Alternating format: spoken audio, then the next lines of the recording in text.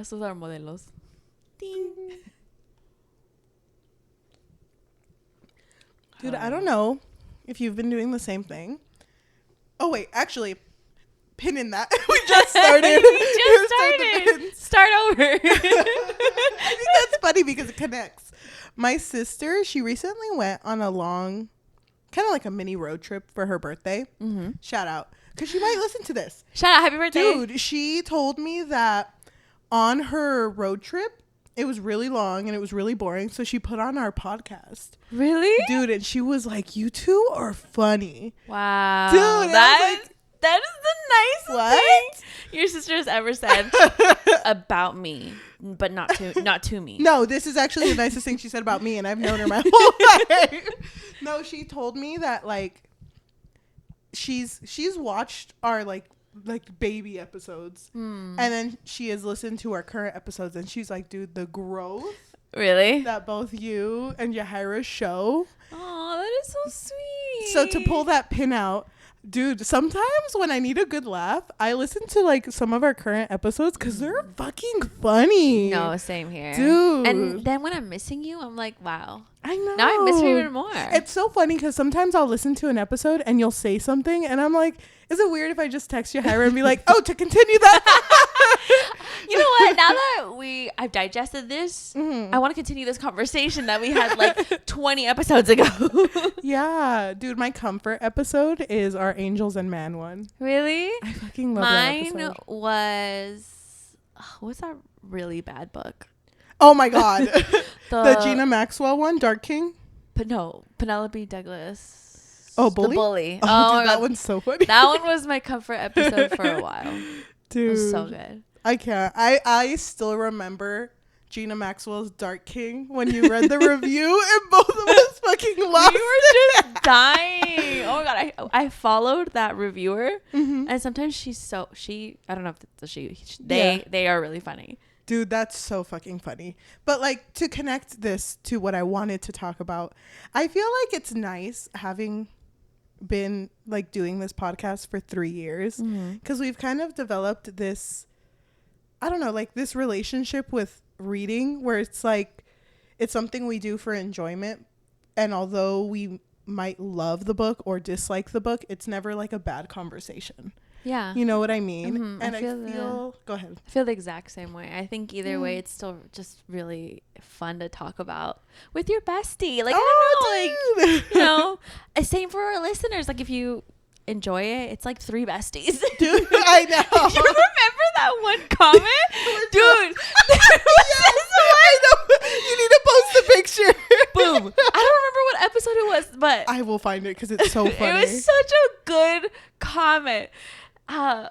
She said that listening to us feels like that meme photo of that kid sitting with a poster of girls hanging out.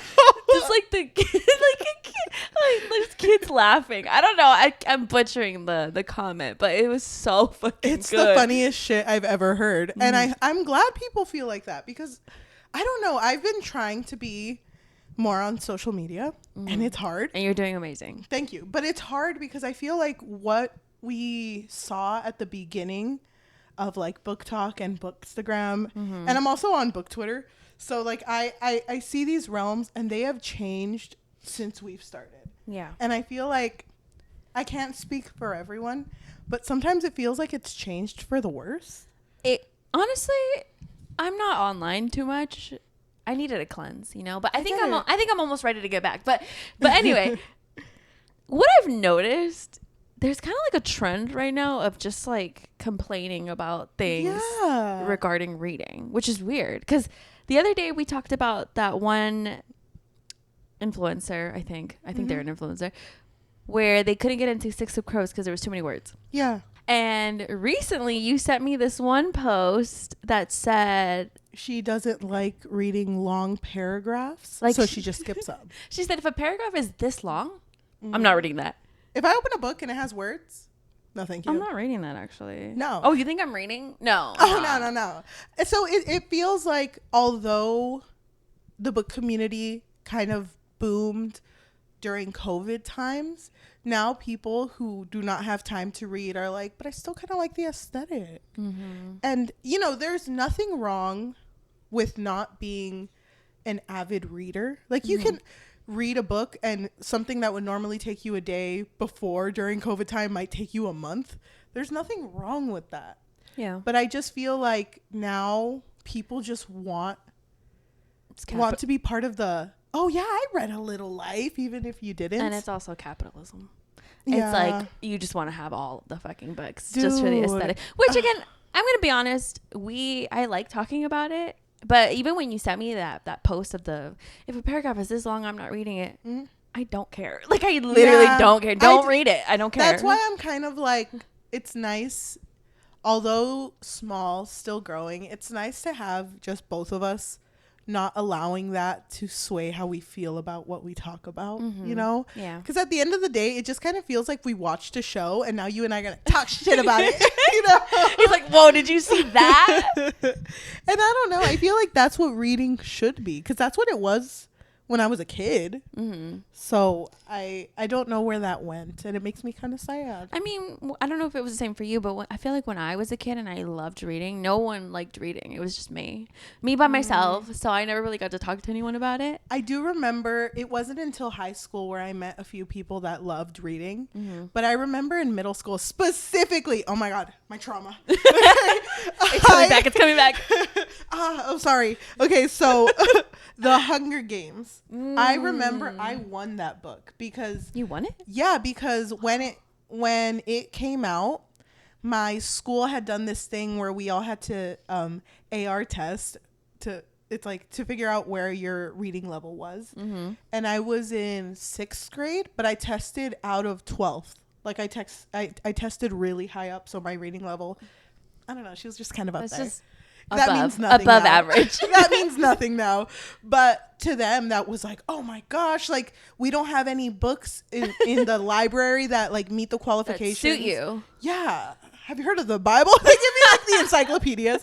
It's like all Shakespearean shit. There was books, but honestly, like it was back then. They didn't check if these books were kid friendly, and some of the shit I read scared the fuck out of me. Yeah, traumatizing. Yeah, so I remember the librarian was just so happy. She went out and with her personal money saw that the Hunger Games had came out and was like, oh, I hear that everyone's really into it. And she got it for me. And I remember being so excited, and I started it and I was super into it. And then just everyone I was friends with at that time was just like, the Hunger Games. Oh, you're hungry? Oh, yeah, that's why you're reading the Hunger. And just like, no.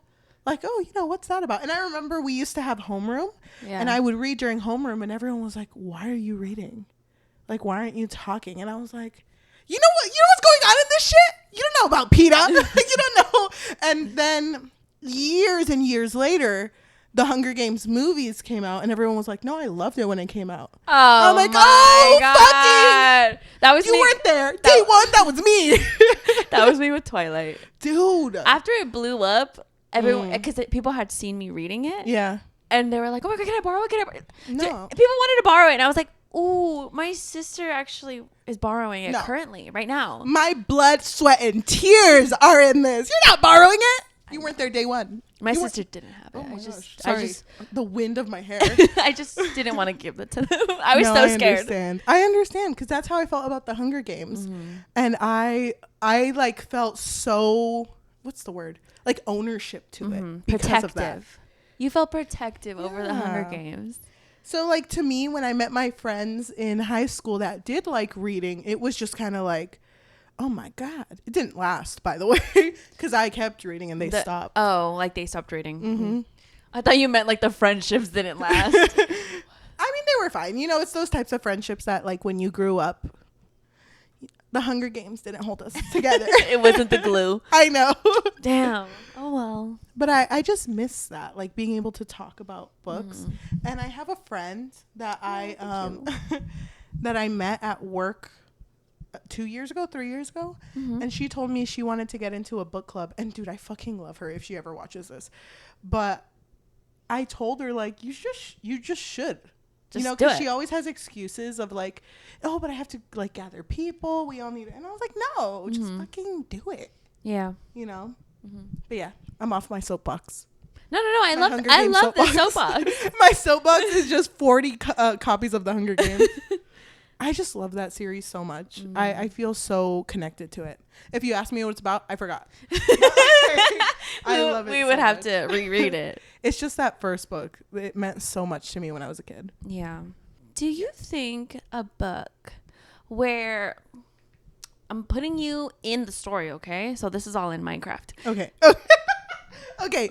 So take me there. Let's say your sister is like, hey, help me hide a body.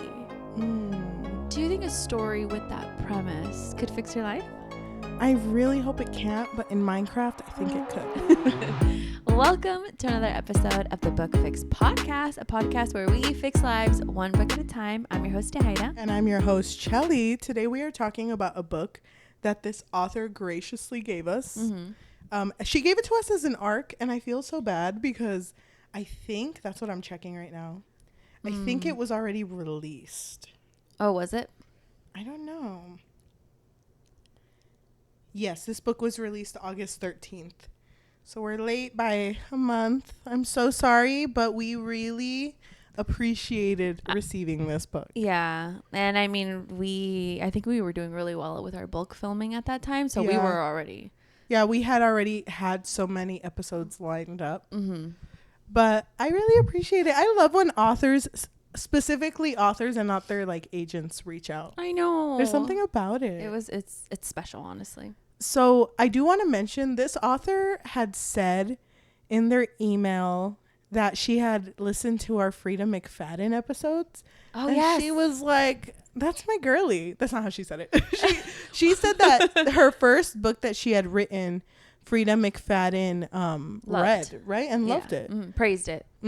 So she was like, I feel like I'm very similar to Frida McFadden. So please, if you would, if you can read my second book that's coming out soon. That's out now. It's called The Cemetery Spot. Yeah. So this is a standalone thriller, horror. I think I would say thriller. Okay. Where do we even start? Well, I like how it's split between what the hell is currently happening and the siblings in the past. So our main character's name is April. Ape. And her sister's name is August or Auggie. And I think we should start with the past. I think we should talk about how they were as teenagers. Yeah. April was turning 13, I believe. And I don't remember August's age exactly, but I think she was like a year or 2 years older. She was a freshman, so maybe 15. Okay. Yeah. So when we're finding out about our characters, it's April's 13th birthday. And it's very like, it's one of those thrillers where it's like, and I can't believe that happened. Next page, we're like in a whole different timeline. Yeah. So it's her 13th birthday, and August tells her that they should like go do something, right? Like, let's go have some fun. For your 13th birthday, let's go have some fun. And then they go to the train, like a train track or something. And don't they like smoke pot together? Yeah, they do, because August, by the way, is so much more like petite than her sister April, even though her sister April is like the younger sister. Yeah, okay, I'll hold that. I'll put a pin in that. Okay. We're skipping a little, but I do want to say in the past, it's always said that April and August have just always been there for each other. Although they're like polar opposites. August is very popular and very well liked. She doesn't do well in school, but she has popularity. Meanwhile, April does not have many friends, but because they're sisters, they still do a lot together. So on April's 13th birthday, they do go to smoke pot together.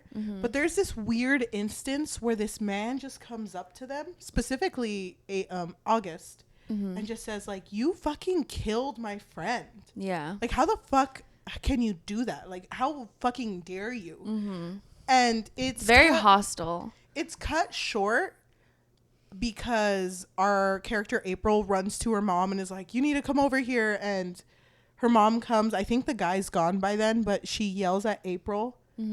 Or sorry, she yells at August and is like, what the fuck are you doing? You two are already like fuck ups and you're the oldest sister and you're a bigger fuck up. Like it's very like it happens all at once. But honestly, it feels like a whiplash because this story, like you said, in present time, they're trying to get rid of a body. And it just feels weird that one of the first instances we see in their childhood is a body. August being accused of killing someone. Well, yeah. Let's continue with the past. Okay. So the mother is pissed because she's throwing a party for April's birthday. And April, because she was running away and, you know, this whole shit with this boy was happening, she's like dirty now. And the mom's just like, oh my God, you need to go change your dress. You need to go like look presentable, blah, blah, whatever, right? And then she grounds her, obviously after the party. But August is like, hey, let's sneak out and have some fun. So they sneak out and they go to the cemetery spot, which there's like a myth or like a urban legend of someone offing themselves in this spot, right? It was a priest, I think. That's the new cemetery spot. The old one didn't have that. Wait, but I could have sworn they were like, oh, it's haunted. I guess the old cemetery spot wasn't. The new one is. The old cemetery spot is just known as a place where like high schoolers go and like make out. And they hang out, right? Yeah. So then they go there, and I don't remember the guy's name for some reason. His name was starts with a D. Dominic. Oh yeah, I think you're right. Is it Dominic? I might be completely wrong. I think it is Dominic. Well, they get to the cemetery spot and a football player who's very popular, approaches April. And he's like, hey girl. Well, actually, when he approaches her, he's very like nice and sweet. And it seems like he does want to have a friendship with her. So they're hitting it off, whatever. But then all of a sudden, he's just like starts calling her Ape, which she says is unfortunately her nickname that she doesn't love. But then he says, oh, we collectively are gonna our word ape. But he it's says, funny he says the rhymes. word. He says the word, obviously. And she's confused and she's scared, and then he gets on top of her and wants to take advantage of her. But then all of a sudden, April's sister, August, hits him in the back of the head. Dominic. And I think he dies like immediately. Yeah. Because it's so gory. If you're not into gore, maybe don't listen to this one because there's a lot of it. Also, we are going to spoil. Yeah. We're going to spoil basically the whole book. It's described that she hit this man with such force that like pieces of his brain were on the rock. So gross. If I remember correctly. Imagine we get an email. No, I didn't say that. I'm like, oh, sorry. Did we say sorry, the author's name? Yeah, Jenna Moquin. Okay. I don't remember. I think if we didn't get what I said right now, put it. We're not going to remember. It's fucking gory. Yeah. And I just want to really emphasize, we're still talking about the past. It's so fucking weird to me. Because I tried to take a step back and be like, okay, if I was a fucking adult seeing this shit, my first thought is, how were you strong enough and knew the amount of strength you had to give to kill that man? I think we know why. Because she has experience. Did she? Okay, that's why. That's why I'm wondering. That beginning part when April had turned 13, did she actually kill someone? Then also? The sister? August? Yeah. I don't know. It's never confirmed, but I think so. That's fucking crazy. I think it's basically trying to tell us that she's seasoned in this, which is weird, but... That is weird. But what I found a little bit weirder was that this was at a party. So I imagined them to be like in the middle of the party, but I guess they were in the outskirts of the party. Because then they just bury the body. Well, it was no, they don't bury the body. They leave him there. They leave him there. But they kind of like stage it where it's like, oh, he just fell. To me, it kind of felt like it was a bunch of teenagers that just their hormones were crazy. They have one keg in the middle and they all just go to a corner and fuck. Oh my God. That's what it felt like. That's not what it said, though. No, but that was like the implication of the party. So that's it's fucking weird disgusting. as fuck. Yeah, it's disgusting. I hate it. Teenager. I'm just pissed now. I just sit like this the whole episode. I don't talk anymore. But can I say something? Yes. I did really love the just juxtaposition between the sisters. So August being super petite, looks very sweet, innocent, docile, and then April is described to be like much bigger. And I mean, the fact that her nickname's Ape, it like gives you the implication that she can cause harm. Yeah, exactly. But it's like August is the one who's a little unhinged. And it's funny because before Dominic dies, there's a point where Dominic's like, you're so much nicer, April, because your sister, she's just weird as fuck. Like, she draws gory shit in art. And I remember reading that, and I had to go back because I was like, we're talking about August, right? The little one? The tiny one? The little, put it in your pocket, August? I was so like, what the fuck is... So when this story, and I'm still not going to talk about the present time, but when this story was jumping back and forth, I'd be like, that's not fucking August. That's not her. That's not my girl. That's not my girlie that I know. I don't know. I did not trust August this entire book. Wow. Did you? Were you just like, I get it? No, I didn't trust her either, but I thought you would have trusted her a little bit. Well, to talk about my favorite thing, hold on. To talk about my favorite thing, unreliable narrators. I think that it's interesting seeing this book play out in this, like, the skewed perspective that April has about her sister. Because I like that the first thing she thinks after she sees her sister unalive someone is the fact that's like, wow, she's a superhero. She saved me. Yeah. And which she did. She did save her, but it's just so like, she's a teen. She couldn't take a step back and be like, oh my gosh, my sister just unalived someone. You know? Well, I think she was so scared. I know. And then so they never revealed what they did or what August did. So the whole town mourned him because he was like a star football player. Yeah. And they just thought that it was just an accident. A drunk accident. So why don't we go to the prologue? So our prologue basically reveals that April, she hadn't expected a dead body to smell that bad. That's literally like how it starts. It starts talking about the smell of a dead body. And she keeps saying, well, you know, it's not the first time that I've seen a body. It's the second time. But still, you never really get used to that smell. And April looks at her sister August, and they're kind of both in shock, but mostly August. August looks like she's really, really in shock. And they just decide to go home, but like once they bury the body. So they're driving with the body in the trunk towards the cemetery spot to bury it there. Can I just say, the first chapter is 3 pages long. I just think you could get so much character out of the dialogue because April is just so awkward. Like, that's just the type of person she is. So it's so funny to me, us not understanding what's happening. She's the driver. There's a dead body in the back, and it's like, so what are we doing after? And you want to go to In-N-Out or something? No, it's kind of weird to say. But it's funny because August doesn't respond because something traumatic just happened. Yeah. But in April's mind, she's like, I was going to recommend food, but I don't know if she's hungry. I'm starving. But okay. So in the present time, April is known to be an insomniac. She can't sleep often. And although her sister and her are close, it's that type of close where they can like not see each other for months and then she can just go over. She, because she struggles with sleeping, will sometimes just go to her sister's house at really weird times, watch TV, and then just go to sleep there. That's just kind of what it's always been. So one night she goes to visit and she just notices that the house is just quiet. And it looks weird because some of the lights are on, but it's super late at night.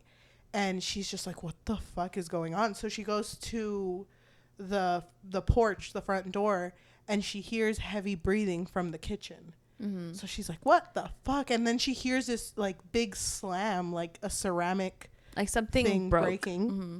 And when she goes in, her sister opens the door, I think. And her sister's like, oh, we're good. You can just go home. She tries to get her to leave. Yeah. Like, oh no, what are you doing here? Mm-hmm. And April is just like, no, I'm going to come in. Something's wrong. And when she comes in, she sees August's husband, Roy, on the floor, and he has a knife through his back. Yeah, and there's like a puddle of blood, which I love the descriptions of the puddle of blood. It's like, oh, it's in the shape of Florida right now. Oh my God. Now it's the Gulf of Mexico. Yeah, dude, that shit was growing. Oh my God. It's crazy because I think about how poorly April handled everything, and it makes me so angry. But she wasn't meant for this situation. No. I mean, can you imagine being so constantly sleep deprived? Oh, dude. I can barely function with losing sleep one day. Dude, there was this one time, because I usually try to get 8 hours of sleep, and I remember I had fallen asleep a little late, and I got 7 hours. I thought I was gonna die.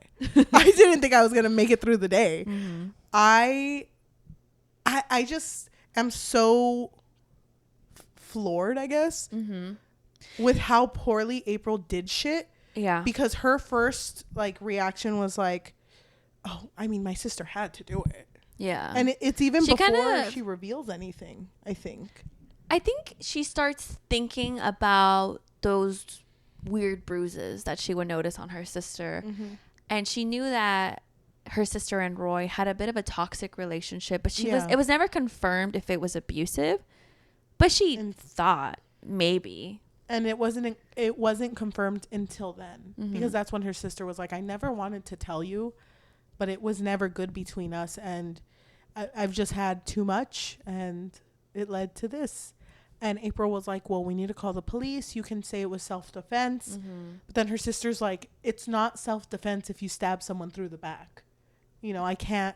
And Roy was friends with people in the force. They're going to know. He was a police officer? No, he just knew people. What the hell did he do then? I don't remember. But he drank. No, I think that was the implication. Was that what it was? I have no idea, actually. But there's a lot of plot revealed here. Yeah, because then she even tells her sister April, well, I mean, there's this report on me because his friends stashed cocaine in my purse. Mm-hmm. And so he had that hanging over her head. Like, don't ever try to leave me or take my son, because you have this bad thing on your record. Mm-hmm. So now she kind of felt like she had to stay with him. Oh, and April's just immediately like, hey, it's okay. Let's just clean up and let's just bury this bitch. And I think August is a little hesitant at first. And she's kind of really going through it. So she starts with a crazed look in her eyes, trying to clean the blood. But then the pool of blood is still growing, and she's still cleaning it. Mm-hmm. So it's not getting anywhere. So April, trying to be the level-headed one, is like, okay, let's get your boy Roy, put him in a tarp, roll him into the basement, keep him there for a bit. You, August, take a break, and I'm gonna go get everything we need to bury this bitch. So I'll be back exactly at midnight. We will make this work. Mm-hmm. And August is like, okay, fine. And April leaves. Oh, I did want to mention something. The entire exchange, April tries to hurry it up because the son, Justin, is upstairs in his room. I pictured a little boy. Dude, me too. Thank you. I thought this boy was 10. Me too. I was like, oh, this is a child. So it wasn't until I think the end when they said their age, right? I think that confused me the entire time. And I'll be honest, anytime this boy would speak, he felt 10. Yeah. Right? I was like, he's too polite. Yeah. I don't know. I feel like a teenager would kind of just be short. Very short and sweet. Even the way he would text, he'd be like, love you, auntie. Oh, he's so sweet. So small, so cute. Yeah, I don't know. And I can't imagine an 18-year-old. I don't know. This is just me. I can't imagine an 18-year-old texting their tia and just being Lego Batman later. You know? Was it the Lego? I think it was just the Batman, no? Was he gonna go watch Robert Pattinson's Batman? Okay, never. This boy's 18. I imagine Lego Batman. He's like, can I go see Lego Batman? Yeah, I pictured a child. So, and I also, the reason I pictured a child is because August said, it's okay, Justin won't come down. When he hears arguing, he usually puts on his headphones and plays Minecraft. As a 10-year-old does. Oh, you're right. She did say Minecraft. Mm-hmm. Children love Minecraft. Dude, something about it. Something about those blocks. I get it. It's like The Sims, I think. Dude, Minecraft, I'm sorry. Unpopular opinion. Minecraft fucking sucks. Okay, let's keep going. I just went to a Minecraft party, so take that back. Did you? Yeah, yesterday. Oh my god. Okay, I'll take it back. It's amazing. Can you imagine so out of every fandom that could cancel us, it's the Minecraft fandom. They all come. Have you ever heard the sounds of Minecraft characters? You know, when they're hitting someone, it's just like, ooh. It's like that. And we're like, dude, it's okay. I'll just take my slab of meat and eat it, as Minecraft characters do. Why do I know so much? Who knows? Okay. Don't ask questions. But April is the entire book, she has so much fucking paranoia that everyone knows. So I would be too. She's over here at Home Depot and the guy's like, oh, you're buying a shovel? What are you buying it for? And she's like, fuck. What the fuck am I buying a shovel for? She's like, I don't know. There's just so many. Well, because it was late at night. Yeah. And he was like, what are you doing? You burying a body? No. Are you burying Roy? I didn't say Roy. Who's Roy? And I think she just lies and says, oh, no, I'm making a gardening. Yeah. Or I'm making a garden. Yeah. A garden bed because there was rabbits and like all this shit. She's saying too much. I'm like, shut the fuck up, April. No, because back in 94 there was a bunch of rabbits and she like goes in a fucking spiel. Mm-hmm. But I thought it was funny because she leaves and she's like, I hear the cops already. Mm-hmm. I could hear them and it's all my fault because I couldn't buy a fucking shovel. And then she goes home. I thought this part was really funny because she's like, okay, I gotta pack my DIY bury a body kit. So let me get my little duffel bag. Mm-hmm. What do you take? 12-pack of Sprite, obviously. Some granola bars for the road, just in case the body's heavy and I get hungry. I think we're good. I think you would have packed a Pepsi.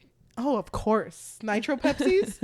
Dude, okay, wait. In Minecraft. Burying a body and just be like, ooh, this shit's so smooth. Damn. Oh my God. Well done. Huh. For someone who always says in Minecraft. Anyway, back to the book because I don't want to derail.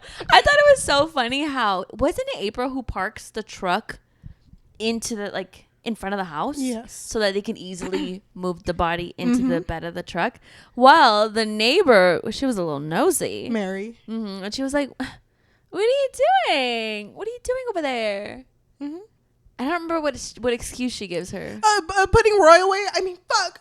It's funny because she doesn't know what to say. Doesn't she say something about cleaning? No. I don't remember. No, because Mary doesn't come out yet. She goes in to look for August. August isn't in there, but Justin is.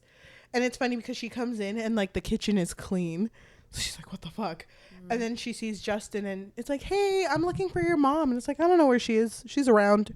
When her and dad fight, she usually sleeps in this room. Mm-hmm. She looks through all the rooms and then she finally goes outside and she sees August standing by the truck with like a knife in her hands. Yes, you're right. And so then she goes up to August and is like, hey, what are you doing? Because she has like a crazed look in her eye. Mm-hmm. And she's just like, I thought I saw him. I don't know. And then Mary comes out and August automatically switches and is just kind of like, oh, sorry, we just have the truck back here because we were going to clean, Roy went fishing. It's a fishy smell, so we're just going to clean the bed of the truck. Mm-hmm. She's quick. I remember April was shocked at how fast she was. At this point, because there was so much of the past and the present, at this point, I was under the assumption that August was just full of shit. Like, I thought she, Mm-hmm. the fact that she could just switch from like being scared to like, no, everything's fine.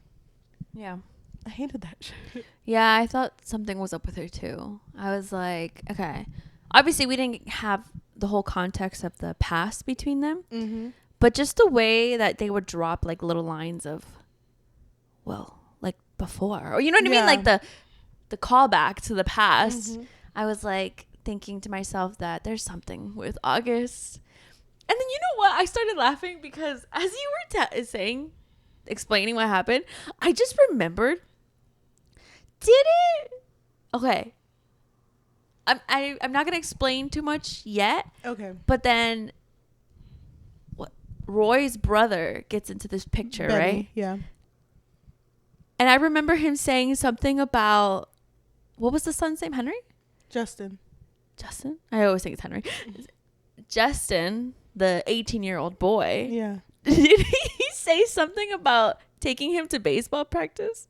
I think so. That's why I pictured a child. I was Yeah. like, aw, baseball practice. That's so cute. Baseball and Minecraft. Mm-hmm. I put a pin in Benny because I got a lot to say about that fucking man. Can I say something that I did not quite like about this book? What? I was into this whole idea of them burying this body. Can you tell me why it took like 100 pages for them to bury this body? So that is something I wanted to bring up. I feel like some books are very plot heavy. Yeah. Like world building heavy. Mm-hmm. And then other books are very character driven. You know what I mean? So I feel like this book was just very character. Yeah. So I think it was trying to take us on this whole journey of, well, April trying to, I don't know, go through the motions of what was happening. But I agree with you that it felt like it was too long. Mm-hmm. But I don't know. I don't know. I kind of liked seeing how different both of the sisters were. Yeah. And how they both acted when they were burying Roy. Yeah. Because when they went to go bury him, I felt like they completely switched. I don't know. Like, I understand that April was just kind of like out of the loop, but I thought she was going to take more of the initiative, especially because she was described to be stronger than August. So I thought that she was the one that was going to be like, okay, let's fucking bury this bitch. Yeah. But it was actually August. Did I flip their names? Whatever. No, you're fine. You know what I mean? But it was actually August who was the one burying the body. And then she was kind of rude to April. Do you remember that? Where she was like, oh my God, April, just go see if you can find a casket somewhere. Which I was thinking, why the fuck would there just be a casket? Do you know how expensive caskets are? There's not going to be just a casket around here. And the thing is, though, there might have been. But no, but there might have been. But April was too scared to go in. Me so she too. just lied to her sister. I would be too. I'm not fucking going in there. Wait, I want to put a pin. Sorry. No more pins. I want to put a pin because I want to add something before we go too deep into it. Okay. I feel like I'm confused. To me, the whole beginning up to when the body was buried, which it took 83 pages actually. Wow. And that wasn't even the body. It was like the first shovel thing. Okay. That was around page 80. I just remember feeling like it felt long-winded because I felt when reading this story, I loved the plot of this story. But I felt like if I were there, it would just be me looking back and forth between two people talking. Like it wasn't as immersive to the point where I could like take points of their life or points of like the setting to kind of like build like, okay, I'm here. It was just kind of like whole church. Like, I don't know. There was something about it. And I agree that was how the story was written. And I recently went to this book event with my sister, and the author who was speaking, he had mentioned that he thinks that to be a writer you have to be a heavy reader. And I'm not trying to say anything about the author. I just kind of want to connect this thought, because when you read a certain amount of writing, you kind of learn from it, you know? Mm-hmm. And he was saying like, for example, people that read a lot of fan fiction, you'll notice if they become writers, they're really good at dialogue, because when you're a fan fiction writer, you don't have to worry about world building because the world is built for you. So you have a lot of practice with dialogue. And I think I see that in a lot of the stories we read. I don't know anything about this author's past with her writing, but I felt like her dialogue was really, really strong because I could feel the awkwardness from April. Like I could feel just like the tension between them when they would talk. But I feel like the plot itself, it was hard to grasp it when it was just kind of like not really mentioned through the parts that weren't dialogue. It was always mentioned throughout the dialogue. Okay. I don't know. Okay. Pin out. Okay, I think I understand. Do you mean like they didn't really reflect enough? I guess so. It didn't really give me a chance to like, because I wish there was a moment afterwards where like fucking April just sat waiting in the Home Depot line like, I'm really going to bury this fucking body. Oh my God. Let me think about things that I did with Roy. He fucking hated me. And I don't know anything about him. How much do I believe my sister? Because it was just very much like she wouldn't feel that emotion until she was in the moment. Do I trust my sister? It wasn't until the moment that it needed to be said. I kind of wish there would have just been a moment where like, you know what? He did look at me funny last Christmas, so fuck that guy. Fuck that man. I don't even care. I would have loved that shit because then we could have at least seen like, oh, you do have past thoughts about him. Because it was never really mentioned. It was just kind of like, no, I didn't know him.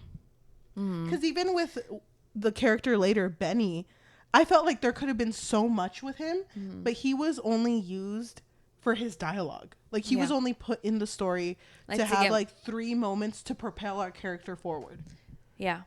It wasn't because our character figured it out. It was because someone told her. And then it was also, I don't know, like I guess we learned a lot through Benny. Yeah. Like you said that she didn't figure out herself. And I don't know, it just kind of made me feel like our main character was incapable. And I hate that I feel like that about her because I feel like throughout the story, because, you know, this story goes full circle, she figures out everything at the end, whatever, we'll get to that. But at every moment in the story, I never felt like she was going to be able to get to that point. Which is weird because didn't they describe her to be the smart sister? Yeah. No, she wasn't. Because she was going to flunk out of high school. I think I'm mixing the stories. So then August was the smart sister. August, I think she did well, but she wasn't like emotionally well. Okay. But to take all the pins out, back to the graveyard, their new cemetery spot, they decided to bury Roy near a church. Oh my God. This fucking moment. This church, by the way, no one ever visits. Because there's a infamous story, where this pastor who had just been so overwhelmed, everyone believed that Satan had taken over his body. He unalived himself with a shotgun in front of everyone during mass. And because of that, people don't go there. And April brings up, like, I know I never really mention it because everyone kind of knows this story, but that fucking terrified me as a kid. Yeah. So, of course, I would never want to come here. So then when August asks her, hey, go get a fucking coffin, she breaks the window to go into the church. She looks in and she's like, hey, wait, hold on. Fuck that. And then she, like, leaves. Like, no coffin, sis. Ugh, dude. I would not have gone in there. Hell no. Dude, I wouldn't have buried a body. So, like. Okay, but if you were put yourself in the situation. If you were there. If I got to that point, I think I would have looked in that church, been like, I think I'm having a religious moment. Hey, sis, I'm not committing sin today. I think I just saw an angel, so I gotta go. Sis, there's 47 Sprites in me. I drank so much Sprite on the way here. Dude, I thought it was so funny that April just kept fucking shotgunning. She was stabbing it with her keys and just drinking it as she goes. You okay, sis? How do you feel? She really needed that. You know, she needed the energy.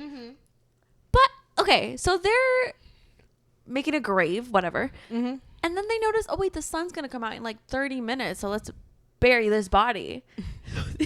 So they shove his body in, but it's not big enough for him. It's not long enough. Yeah. Because I think he was 6 feet tall or something. I don't know. He was tall. So his limbs are kind of sticking out.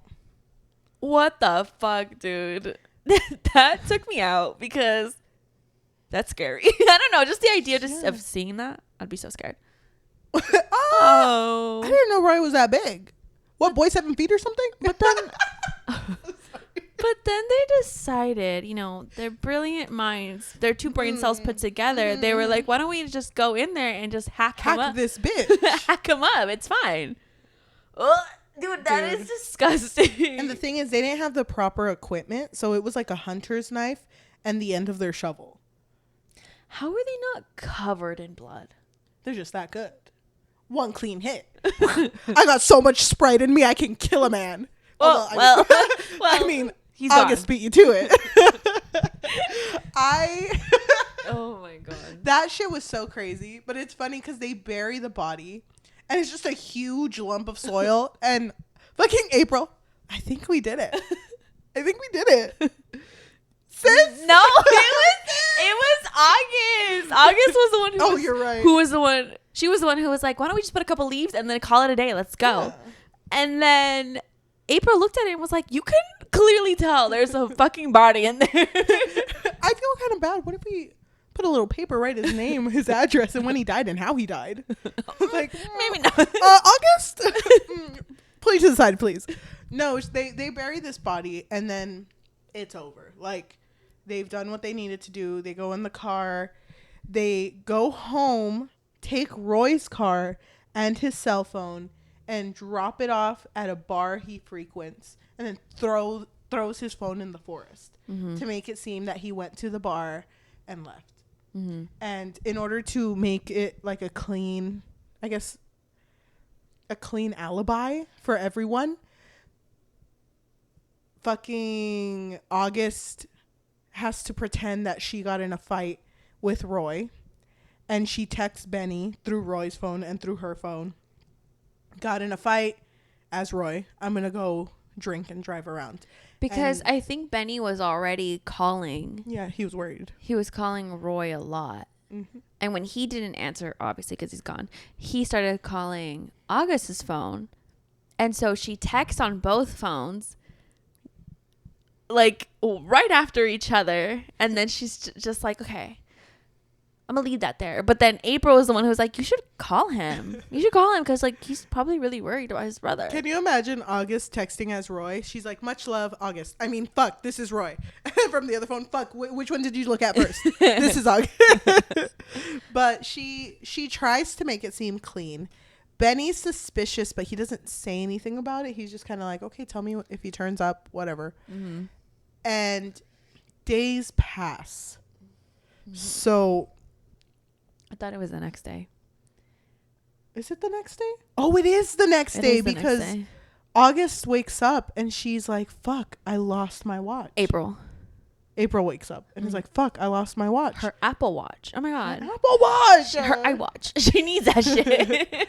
So she's like, I need to go. I feel like I left it there. I need to go get it. First she texts her sister and asks if her watch is there. She says no.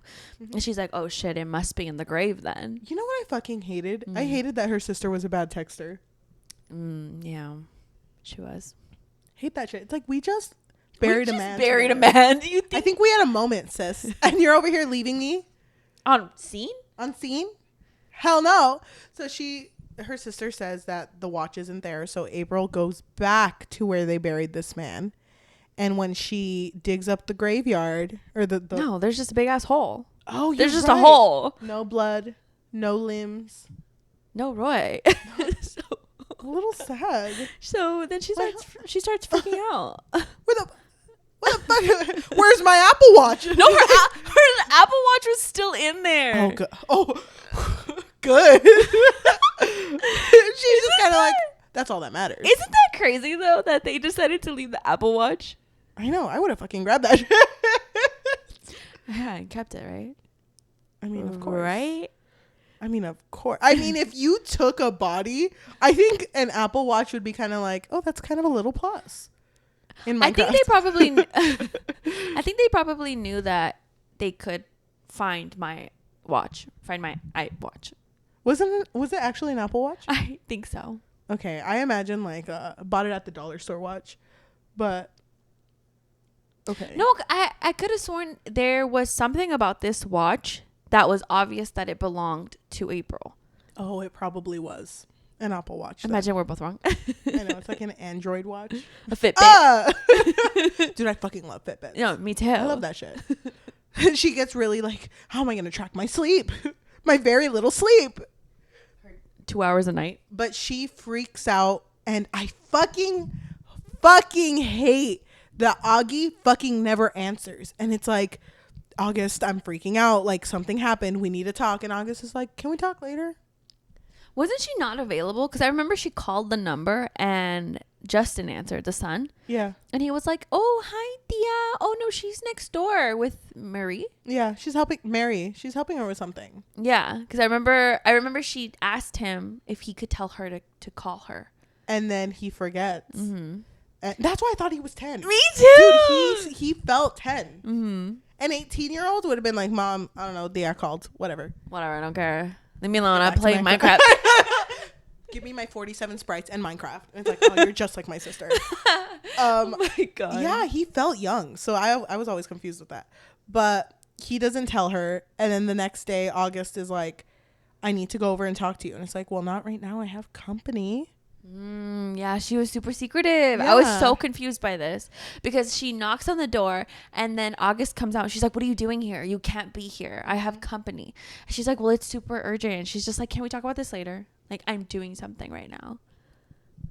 I fucking hate that shit. Who was even over? Sally? And the only reason that was assumed was because the night that Roy was murdered, Sally kept calling August's number.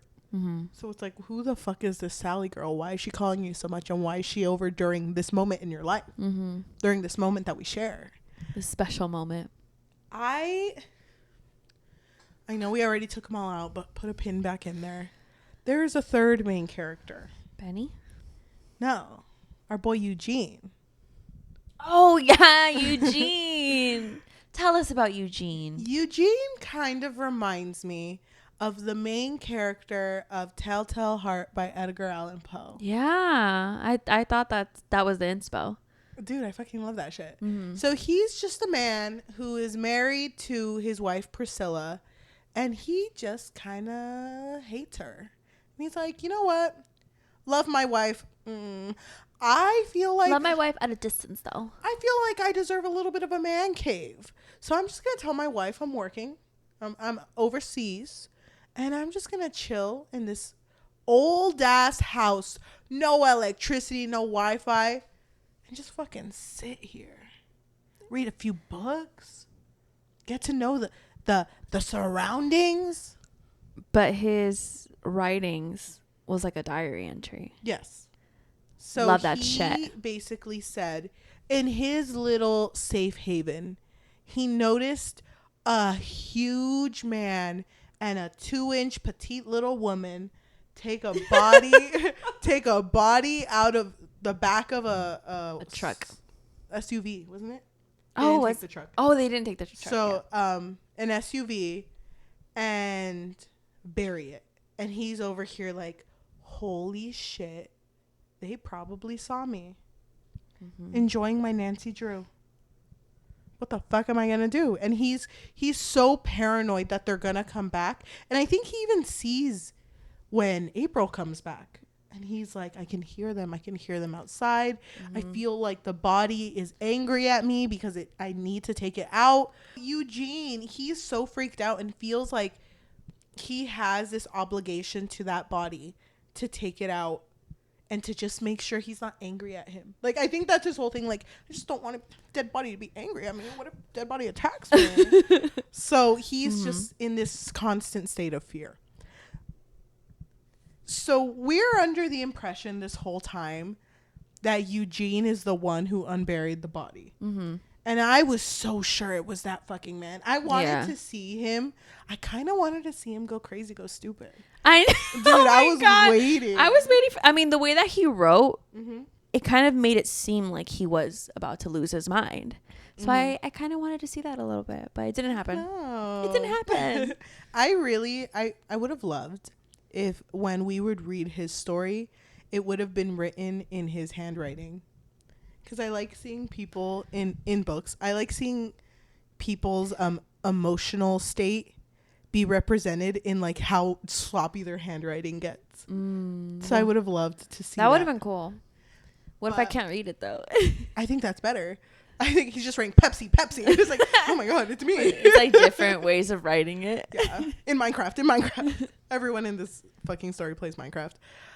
So I want to pause here a little bit and tell you about how much I did not fucking trust August. Okay, go ahead. Dude, I just couldn't with the fact that she was hanging out with her friend Sally. It was Justin's 18th birthday and she threw a whole Minecraft party bash. But then she seemed so happy. Yeah. And April noticed that and she was like, don't you think that you should look like you're in mourning because, you know, your man has been missing? I think at this point they had reported him missing.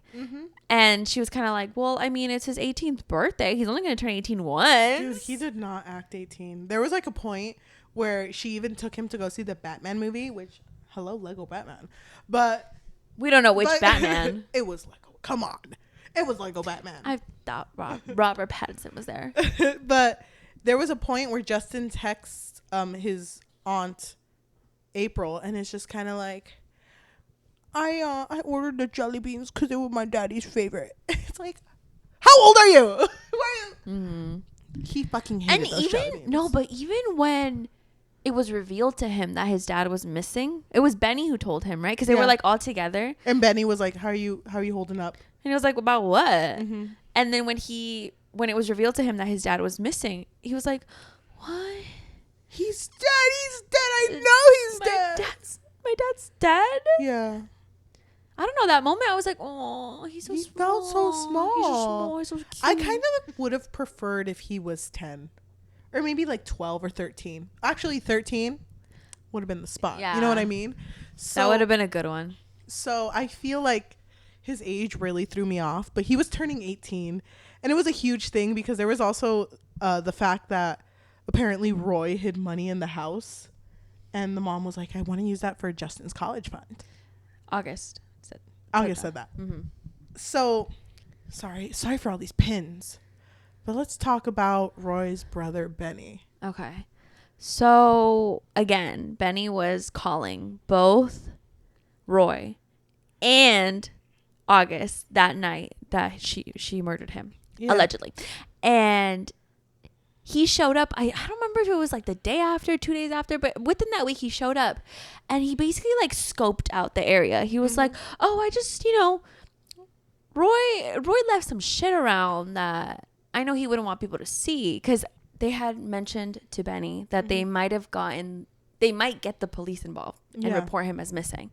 So he was like, okay, well, let me just like scope the area around, make sure his porn isn't lying around before you do that. And they thought it was weird, but they didn't want to question it too much.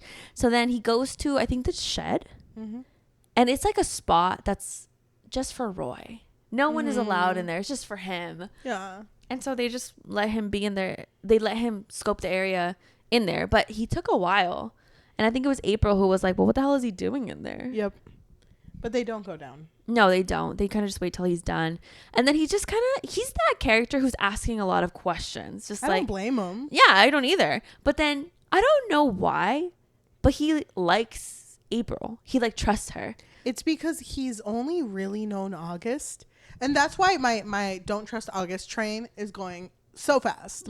Because he immediately is like, wow, you're not like your sister at all. And April's like, well, what do you mean? It's like, you're like nice. Like you're like the nice version of her. Yeah. And I don't know if you felt the same way, but it felt like there could have been something between them. Yeah. Had it been like a different time. I thought that's where the story was going. I'm glad it didn't though. Like I'm really glad they didn't do that to Benny.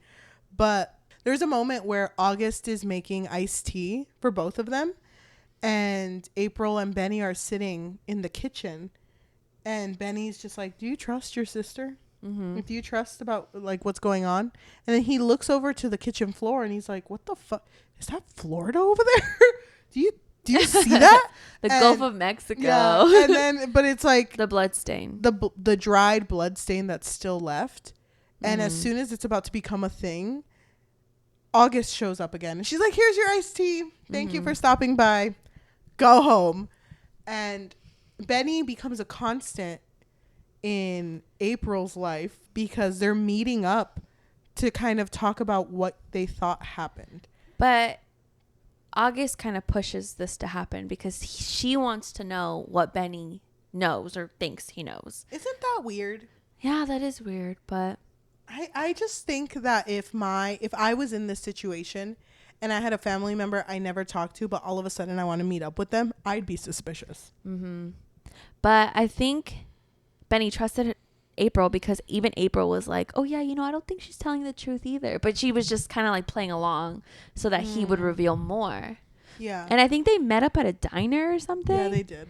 And he reveals to her that his brother Roy owed a lot of money to Big Mike. Big Mike? I think it was to this man that has known to do very gory stuff to people who don't pay him back. And which my immediate thought was, oh my god, August is fucked, because of course they would go for the family next. Yeah. So I was like, oh my god, I thought this was going to become a bigger thing. I thought that August was going to be like, oh my god, I need to run away with my 10-year-old boy, Justin. My 10-year-old, 18-year-old, Justin. I fucking hated that when August heard this. She was like, oh, that's great news. Oh my gosh, it's so good. And then it was revealed to, we're going to speed this along, but it was revealed to that Benny wants to move to Mexico because he doesn't want to be part of this shit if something does go down. Because I think he was also involved. So he didn't want them to come after him. So then August hearing this news is like, that's amazing. They're going to pin it on Benny because he's leaving. It's so good. And April's like, what the fuck is wrong with you? It was almost like too perfect. Yeah. I had no idea what was going on. And then fucking Eugene with his writings like, that body, man, she looking like she needs to be undug. So like, yeah. I just didn't understand where this story was going. So I want to take us a little bit to more present time. You mean the end? Yes. I was so taken out with that scene where August was like, April, we did it. We got away with it. We deserve a little break. Why don't we go to, I think it was like a hotel, and just have a girls' day? And they leave. By the way, meanwhile, the 18-year-old boy, Justin, recently broke up with his girlfriend, and I think his girlfriend had gone missing. So it's just kind of weird that your ex kind of just disappeared. Am I right? Okay. But they never revealed that she went missing until the end. Oh, okay. Because I remember, I don't remember if it was, I think it was April. That was like, oh, are you sad? And he was like, oh, I guess because I play too many games. That's why. No, I'm not changing. So that's why I thought 10-year-old boy. So yeah, same. So they go on their girls' day, and there's a moment where they're drinking alcohol to celebrate getting away with this. And April's just kind of like, I don't really want to drink. And August is like, no, you have to drink. Yeah, that part was taking me out. I was like, why is she? And I thought she was going to poison her. I was like, oh my God. No, but didn't she try? I think so. I think that was the point. Dude, because there was this line in that scene where August was like, never in this story has she ever doubted her sister. But only in this one paragraph, hope my sister doesn't poison me.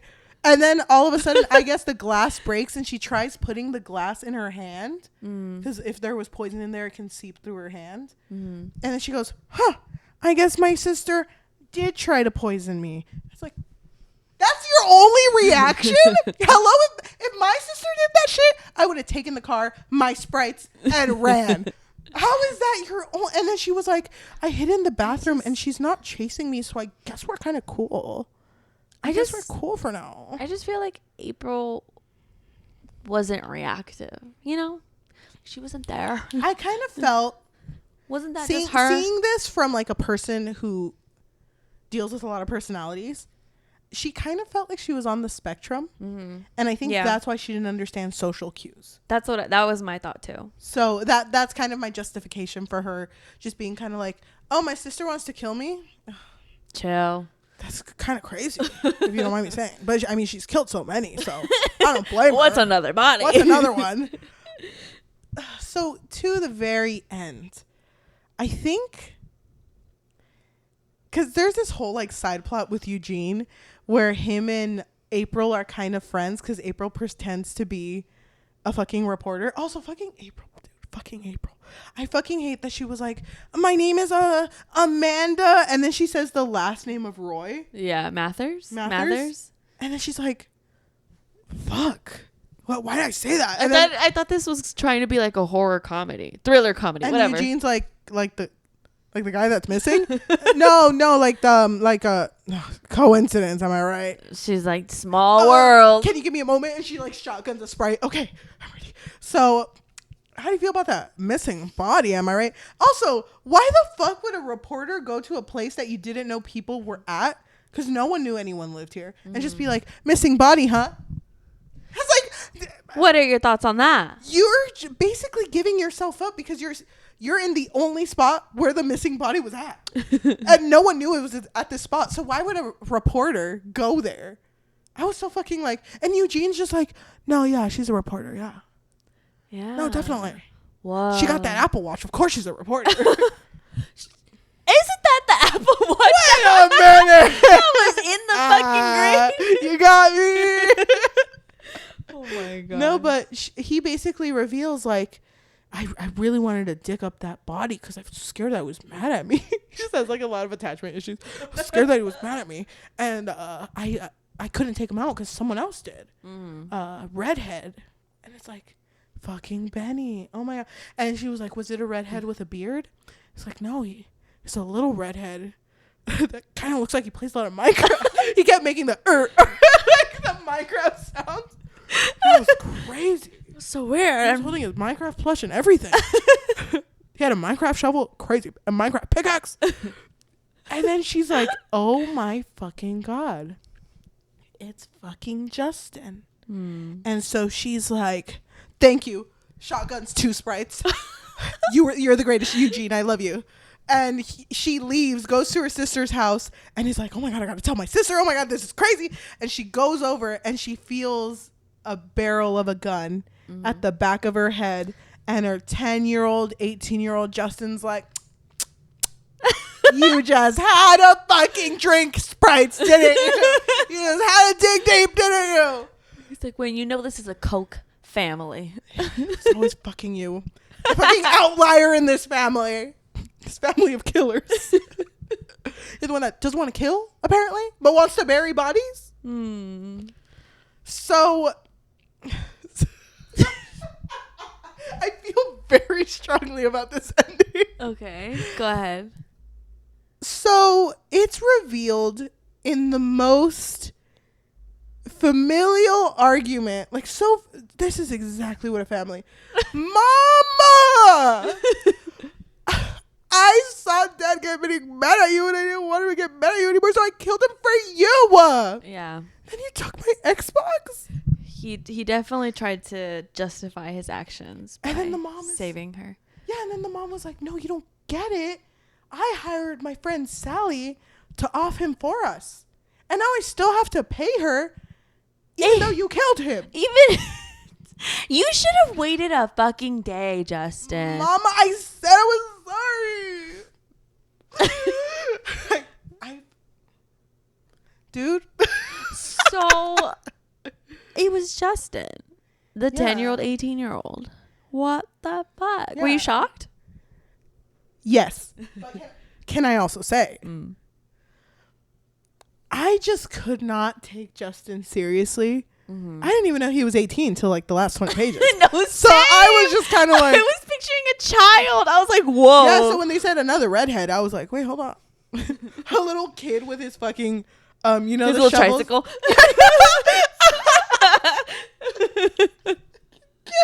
His multiple trips having to carry that body in the trike. Oh my gosh. No, we had known he was 18 by the point he got to the body, but it was just so hard. We found out for the birthday party. Yes. So it was still near the end. Yes. But I still was like, that's a child. But I just felt like this ending, it was so like, you killed your dad, and I know you killed your girlfriend because I found her sequin backpack, which, by the way, sequin backpack. I found her sequin Slay backpack. Queen. In the fucking shed, whatever. And there's just so much fucking plot being thrown. And I feel like fucking April's just like, oh my God, this is drama. Trying to keep up with both of them. Like, what is happening? Keeping up with the Mathers. Oh my God. Fucking drinking your Sprites. No, it's Coke now. This is a Coke family. Oh yeah, she feels embarrassed. And she like just doesn't like okay. But she have you had the Coke zero sugar Oreo?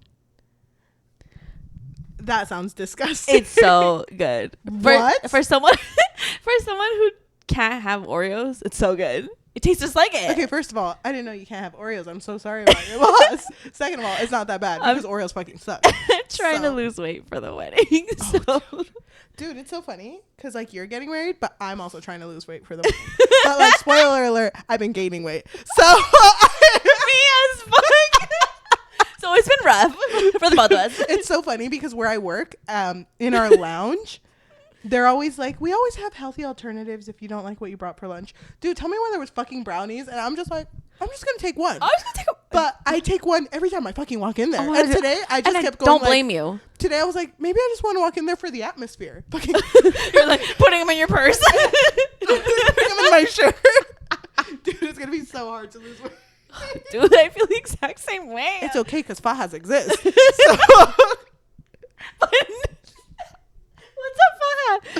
What's a faja? If you're not watching, hold on. I want you to listen to this. A faja is a, you know, that's exactly what it is. And if you don't understand that, you haven't been to a wedding. It's like a corset? No, it's like a corset, but not a corset. There's like an ugly English word for it, and I hate it. And I don't want to say it because if I'm wrong, people are gonna be like, "She's fucking stupid." So I'm just hold on. I'm gonna look it up because I feel. What's a faja? No, okay, let me look at my recently searched. Oh my god, you have me crying over here. Oh, okay, not a wad of bills. Dude, that's the word I was thinking of. A girdle. That's a girdle? Yeah. That's disgusting. That makes me pack it in. It's like, come on, it's not that much to pack in, my guy. Don't call it a girdle. Call it something cute. A goodle or something. Girdle to me is disgusting. Girly. A girly. Duh. A girly. What were we talking about? Sorry. What happened at the end? So at the end, all of this is revealed, but thankfully our girl April did tell her apartment mate Sam, if you don't hear from me for an hour, like from an hour, find my friends and call the police. Oh my god, if I had a roommate, apartment mate, condo mate, whatever the fuck, if someone comes to me and tells me, hey, if you don't hear from me in an hour, call the police, I would call the police immediately. Like, what do you mean? What do you mean? That's crazy. What are you doing? That's crazy. But the police come and Justin's about to shoot both his mom and his aunt, but then he's like, fuck, I can't do it. And then he's like, I guess I'm not a killer. And then he goes, I love you, son. I love you, killer son. I love you too, killer mom. And fucking April's like, what the drinking her cokes. What the fuck is wrong with these people? So the ending. Justin is locked away. And I love that April's first thought is like, I hope my sister's not mad at me for putting away her murderous son. But don't you remember that when that whole altercation was happening with, Justin, the police? Yeah. I remember April looking at August screaming like, oh my God, she's losing her son, right? Yeah. And didn't they have like a look to each other where she knew like, oh, she's never going to talk to me again? Yes. And there's no going back from this. But then they did talk a little bit, but there was a point where April says, you know what?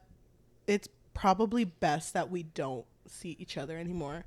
Mm-hmm. And August is like, well, what are you going to do? It's like, I don't know, maybe go to Mexico. Aww. Find myself a Benny. Benny and the Jets. Okay, that's fine with me that she did that. Mm-hmm. But it's just crazy to me that this story is just kind of like, I put away my murderous nephew and my superhero of a sister probably mad at me. I'm going to go find my man. I'm going to go find my man. And then fucking cut to Eugene being like, oh yeah, my wife, Priscilla, yeah, she also goes by Sally. And we're going to go stay at this one place where she was supposed to kill Roy. Yeah. But now she's taking her husband. Why? You know why. The end. Everything I said. This is where the credits roll. Mm-hmm. So let me shotgun this shit. Do it. Chug. It's like a pinky up. Oh my god. Really, really take it in. The thing is, this story will stick with me for the rest of my fucking life. Oh, that's good. That's it's just beautiful. Because you can tell when an author's early beginnings. Mm-hmm. I feel like this author has a lot of potential, and I kind of want to read her first book. Yeah. Because now I'm curious, like, what it was like. Because this book, although it feels very strong, I feel like there are parts of this book that took me out so much that it didn't feel realistic. Mm-hmm. And one thing I will say, although she had very good descriptions, sometimes her descriptions started to match the personality of the characters, which is fine because it was in their perspective. But I don't know if you fucking remember that part where there was like, they were setting up for Justin's party, and then one of the helium balloons got let go, and it described the balloon to like float around and fall down like a loose fart. And I'm like, what the fuck? I remember reading that shit, and I was in the car, and I was just kind of like, okay, I'm done. What? So to me, it's just kind of like.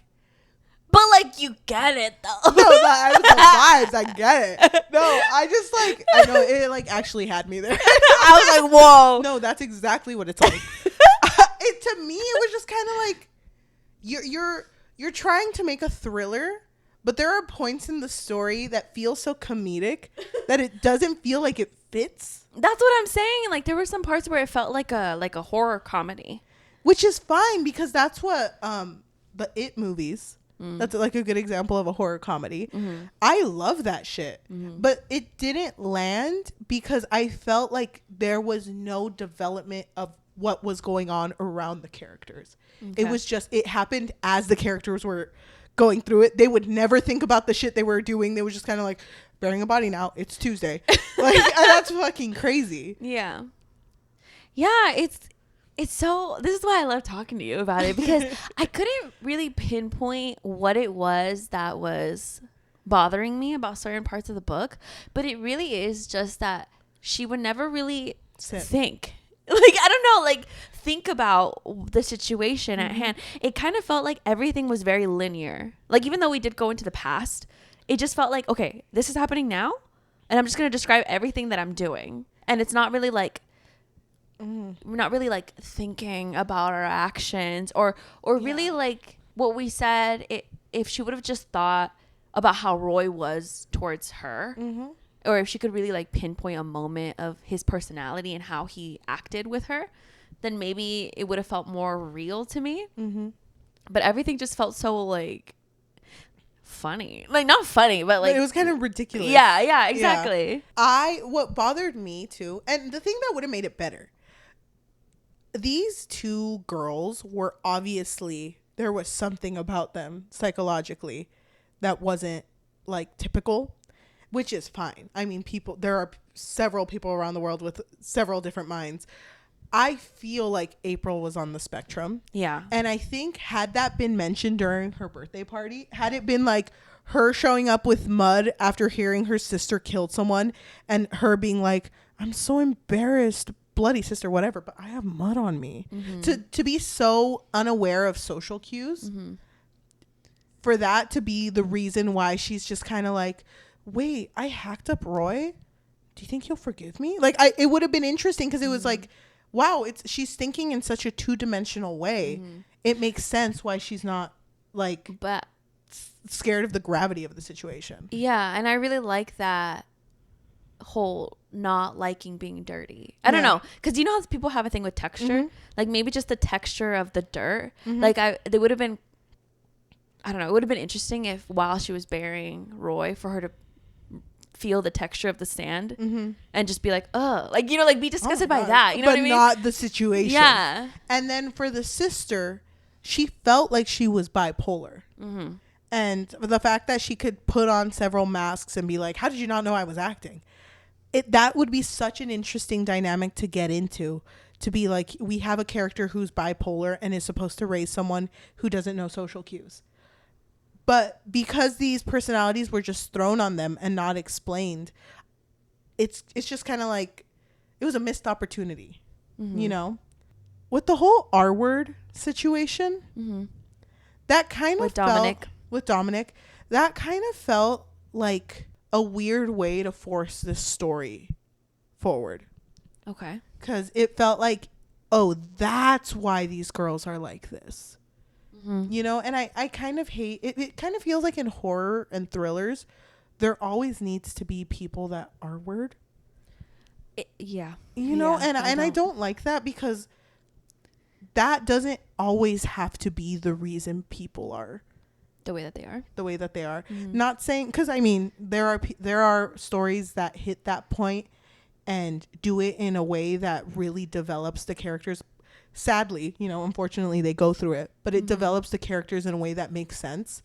But I feel like I said, I feel like April was on the spectrum, but because it was never mentioned, I wish they would have mentioned it, like, oh, Dominic did this to me, but he also died. I hope he's not mad at me. Yeah. Like, I would have liked that, because it would have shown like, wow, she's so unaware of how bad this is. Yeah. But it was just kind of used and then never mentioned. It was just like, wow, April or August, my hero. I don't know. Wow. I had a lot of time to think about this story. It was funny. I had the flu and bronchitis, so I was over here dying, and I was like, fucking the Sprite that this girl's drinking. Oh my God. I feel like I really did not like the ending. I almost wish that it would have been Eugene who just unburied the body and buried it somewhere else, you know? Yeah. Just to give it a proper burial or whatever the fuck. That would have been crazy as fuck, because it would have been interesting. Hold on. Jenna, I'm pushing this to you. It would have been so fucking cool if, when looking for the body, I don't know, end up in the church and find the body in like the same way the pastor. Oh my God. And, you know, just kind of connect the stories, and it's like, wow, you brought my nightmare to life, but we're the reason that nightmare exists. Like, kind of like that type of shit. Oh my God. That one's for you, Jenna. Write that down. You know, of course, that's not as thought out that I want it to be. But you know what I mean? I wish there would have been parallels, because even that story of the pastor, that's interesting. Yeah. But it felt like it wasn't developed enough. I think they just wanted to have like an urban legend in that area. Yeah. Of where they were burying this body. It would have been crazy too if Justin had unalived himself like that. Oh my God. You know, it kind of just like a cyclical thing. Yeah. That would have been a mind fuck, honestly. Yeah. Oh my God. But I will say, no, go ahead. I just want to say, I don't know how to describe this, but I agree with you on April feeling like she was on the spectrum, because she reminded me a lot of the main character in Longlegs, where it's like, I haven't seen it. You're not really grasping this. Yeah. I don't know, like not very expressive. I don't know. Which it makes sense why she took so much of this at face value and more like, what am I going to do at the Home Depot? But it could honestly just be because she's an insomniac. That too. Imagine being sleep deprived like that. Oh my God. But I wish the whole hallucinations part played a bigger part, because there was one time she hallucinated that Roy was at her door, but that was the only time she ever hallucinated. Like, what if like her whole thing with Benny was hallucinations? Like, I would have loved that shit, because they didn't know each other. So what if she was just sitting in that diner by herself? Oh my God, that would Jenna! That would have been sick. I do want to say though, as much as go ahead. Sorry, I don't mean to interrupt you. No, go ahead. Didn't this feel like a movie we would have seen growing up? I don't know how to describe it, and I don't mean that as an insult. Like, I really don't. It would have been a movie that if I talked about now, it would have been like, it scared me as a kid. Yeah, exactly. Yeah. I don't know. Like, it's very reminiscent of things that I've seen in my past, but there's nothing that I can really pinpoint it to. It's just like a feeling that I had. I think what I really liked about this story was the whole feeling of paranoia, because that was a huge thing growing up. So, and still currently, yeah, I'm scared all the time. I do want to say to Jenna, to the author of this story, I really appreciate that this story is even out. Because thinking about what she like put on paper, I can't do that shit. That's so fucking hard. It is hard. Like, I think that this is a good stepping stone to like her path as a writer. So I hope what we're saying doesn't because come off as negatively, because like I said at the beginning, like talking about books and breaking them apart, I do want to say I never once said I hated this book, but I will break it apart, because I feel like the way to grow as a writer is to hear your story broken apart, and mostly from people that didn't get to see what was in your head, because now that if you're thinking like, no, of course they don't understand Justin because of this part, but it's like, oh, I didn't write that part, so of course they don't know. That's what I was thinking. Yeah, I think it's good to hear it from someone else's perspective, who's not close to you too, who's not in your we're close to Jenna. Us and Jenna.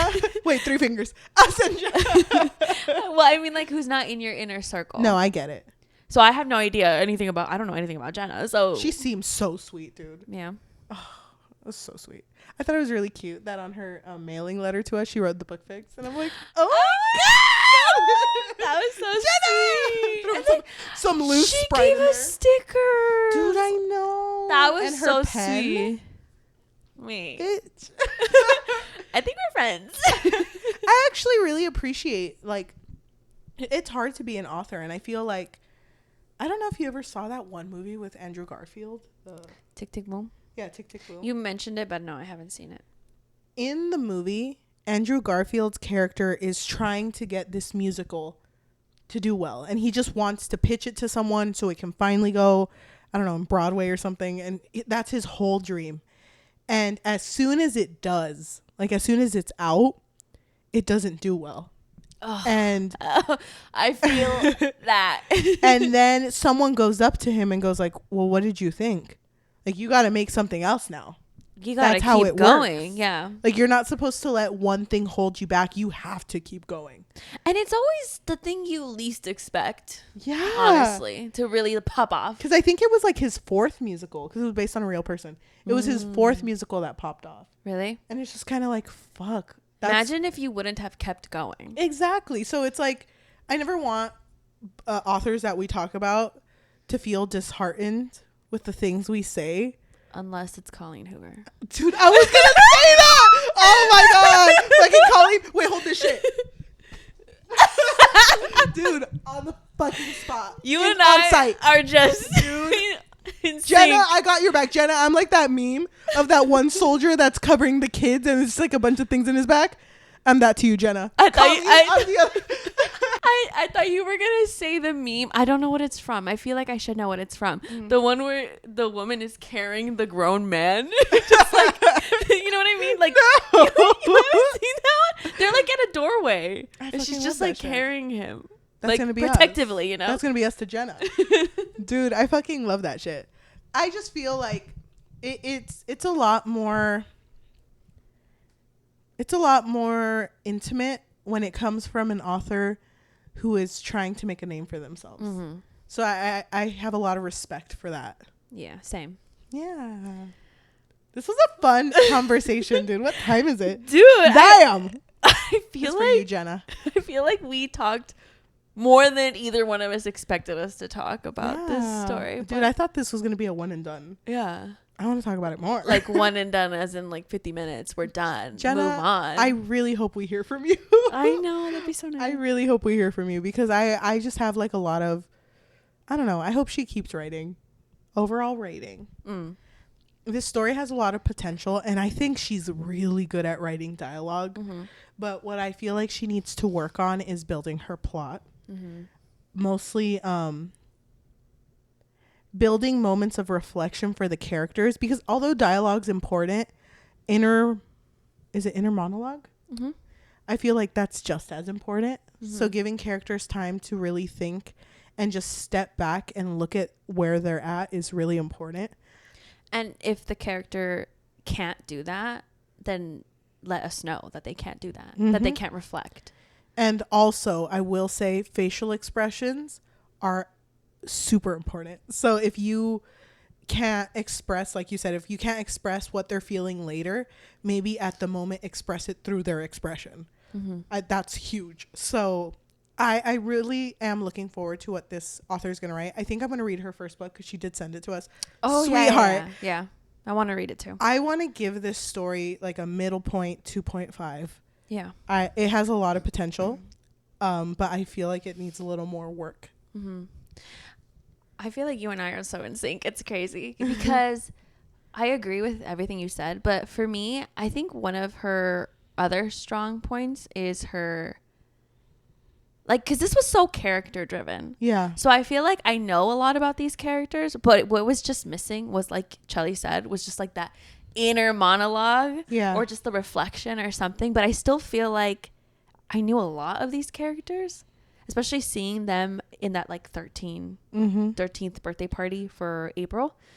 The only part was Justin. I feel like that was the part that really lowered the rating for me because he felt so young. And even when we had that reveal at the end where it's like, but mom, I did this for you, and you know what, my girlfriend, I don't even know why he got rid of his girlfriend. I don't remember. Yeah. Because it kind of just felt like everything was being thrown at us, which I understand. It's a thriller, so you want to have that plot twist. I get that. But it kind of felt like, I don't know, like it didn't really hit. And it didn't hit because there was no connection to why he was like this. Because although we pinned a lot of the reasoning behind this happening on August, it was always said, no, it was because Roy was abusive. So there was, and we knew nothing about Roy. Except from what other people told us. So I wish there were moments of just building the characters through surroundings, because at the end it just kind of felt like Justin did it to do it, and there was nothing else to it. And that would have rhymed. And that would have been fine, honestly. Like if his whole reasoning was, I just wanted to save you because the dad was abusing her, he just did it in the spur of the moment. Okay, fine, that would have been fine. But then throwing in the whole thing about the girlfriend, so you're telling me that he's just like the dad? You know what I mean? Like, I don't know. Like, it didn't hit for me. Yeah. So I think the story could have been a lot stronger had this just been like, oh no, I just did this out of, this emotional distraught that I was feeling from seeing my mom get hurt. And yeah, like honestly, it was honestly just that. I mean, I didn't really love the Eugene aspect either, but it was mostly because I thought it was going to be a bigger role in the story. Yeah. But I feel the same way as you, where I think the story is strong enough where I'm going to be thinking about it. Yeah. And obviously, like, I want to read what Jenna writes next. But I think I would give it the same rating, a 2.5. Yeah, and I do want to say, Jenna, you're still our girly.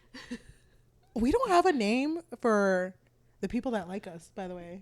The Boofies. The Boofies! Oh my gosh, you're a Boofy. Boofy? Boofy. Boofy sounds too romantic. Sounds like Baja. Baja. Kind of sounds like Baja, where it doesn't really have a meaning to me. No. Our girdles. A girdle. No. I hate that. I hate that word. How would you say it? Boofy. Boofy? I like Boofy. Boofy sounds like romantic. Kind of sounds like Goofy. That's my boo. Bofies. Did Frida McFadden rate this book? Yes. Did she? I remember seeing it. Oh my god. By the way, wait, did I see the rating before she contacted us? Oh my god. Did you? I don't know. I'm mixing the timelines. I feel like she did rate this. I want to find it. What kind of someone named Amy gave this a 5 out of 5 and said Frida McFadden had the recommendation for this book on her Facebook page. It didn't disappoint. It was an excellent read. I did not want to put it down. I'm so glad that Frida's endorsing you, dude. That's so cool. By the way, didn't mean to call you dude. I'm sorry. It just feels like we're, at that level. A lot of people are bringing up that Frida recommended this. That's so nice. Because, I mean, you have so much potential. I feel like I'm ready to see more. To everyone who is listening to us, thank you so much for listening to us, whether it be Spotify, Apple Podcasts, Amazon Music, or anywhere you get your podcasts on. It means so much to us. And if you can leave us a rating of 5 stars, because we really love doing this. And honestly, leaving a rating does a lot for us with exposure. That would be amazing. If you want to recommend us our next read, we currently are full until October. But please continue to recommend us books. We will just throw them into November. I recommend cozy reads, romance, and nothing that scares me because I'm scared all the time. If you want to support us and you have a little bit of extra money, what can they do? So we do have a Patreon, and at the moment there's not a whole lot on there, but it really just serves as a way for our listeners to let us know that you really, really enjoy our content. You can find us on patreon.com/bookfix. But if you don't want the commitment of monthly, then you can find us on buymeacoffee.com/thebookfix or coffee, which is ko-fi.com/thebookfix. If you want to or if you're watching us on YouTube, thank you so much. If you can like, comment, subscribe, and hit that notification bell because we post every Tuesday and Thursday, that would be amazing. If you do want to support us on social media, we do have a Goodreads and Instagram and a Threads at The Book Fix Pod. And we also have a TikTok at The Book Fix. Thank you. Why don't we go ahead and read a positive and negative rating on this book? Okay. I will do the negative one. This comes from Crystal, who gave it a 2 out of 5. Thanks to NetGalley and the publisher for this arc. I was really interested in reading this one based on the premise. I thought it would have more horror elements than it did, but it read more as a thriller than anything else. The premise was interesting and the family dynamics were certainly interesting as the story took twists and explored the relationships that played out. I did think the plot had a lot of potential too, but unfortunately it wasn't quite what I had hoped, and it did end up a little convoluted, which I was disappointed with. I found the end of the book wrapped up really quickly and didn't really go where I would have expected. While I guessed the twist, the ending felt a little rushed, so that was a bit disappointing. I also found that there were some parts of this book that felt really repetitive, which didn't gel well with me. I didn't find that I connected well with the main characters either, so that was a shame. There was the definite suggestions that they deserved to be rooted for, but I just didn't get a huge sense of follow through. Okay. So my 5-star read comes from D. They wrote, "Holy cow, this book starts out with action that is nonstop. Guarantee you won't want to put this down. I thoroughly enjoyed the writing style of this author. Even though it's a thriller, I giggled a few times. Jenna's writing style is almost poetic at times, for lack of a better word. Thanks, Jenna Moquin, for the chance to read an advanced copy of your wonderful book." Thank you so much for listening, and we will see you next time. Bye. I still have your copy of Invocations, but I feel like it would be really nice if you got one of those don't put an oil in the wall floating shelves, and we can start putting up the arcs that we get. Oh my god, that'd be so nice. Yeah. It'd be nice too if you got frames and we frame the really funny comments that we get. Oh, I thought you wanted to put a frame of you. a selfie of you above you, a selfie of me above me. I love And we're that just looking shit. very business. I love that shit. Oh my gosh. Should we? And a selfie of you, me, and Jenna. Right? Oh my. Do you think Jenna would be mad at us? I freaking love her, so I really hope she's not. I really hope that she listens up until the very end. But I feel like it's hard to hear something that you worked on be ripped apart. But I mean, I've been in... We did not rip this apart. If you listen to our co-host, our wine and reads, remember that? Oh, I miss that. I miss that too. Honestly, it feels very intimate having had this book sent to us. And it feels nice. I feel like you and I are really good at discourse. I think so too. I don't know. I don't know. I think we are. Yeah. It almost feels like we're leading a creative class workshop. Okay, welcome to Creative Writing 101. Step 1, write that shit. Dude, I don't know, because it's like, I'm a teacher and you're like a full-fledged writer, so it's like, it perfect really, duo. Yeah, perfect duo. Okay, next time you see us, we're gonna have 2 selfies. No, I'm just kidding. We're still in spooky season. Jenna, we need a Photoshop a selfie.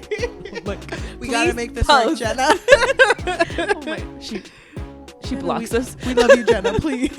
I loved your pen. I loved your stickers. We should read the other book. We should, yeah. Queen.